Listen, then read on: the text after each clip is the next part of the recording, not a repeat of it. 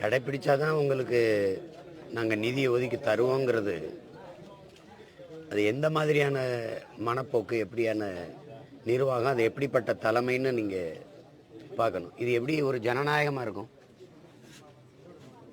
இதை செய்தாதான் அப்படின்னு சொல்கிறது எப்படி சரியாக இருக்கும்னு சொல்லு. உங்கள் காசை கேட்கல, மாநிலங்களின் நிதி வருவாய் தான், மாநிலங்கள் கொடுக்கிற வருவாயின் பெருக்கம்தான் மத்திய அரசு, இந்திய ஒன்றிய அரசுக்குன்னு ஒரு நிதி. நம்ம இப்படி கேட்போம், இந்திய அரசுக்கென்று வருவாய் பெருக்கத்துக்கு ஏதாவது வழி இருக்கா? ஏதாவது இருக்கா?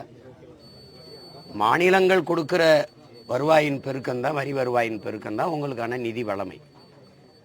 அதை அந்தந்த மாநிலங்களுக்கு பொதுமைப்படுத்தி பிரித்து கொடுக்க வேண்டியது அரசினுடைய கடமை. அதுக்கு தான் பொது அமைப்பாக ஒரு அரசுன்னு வைக்கிறோம்.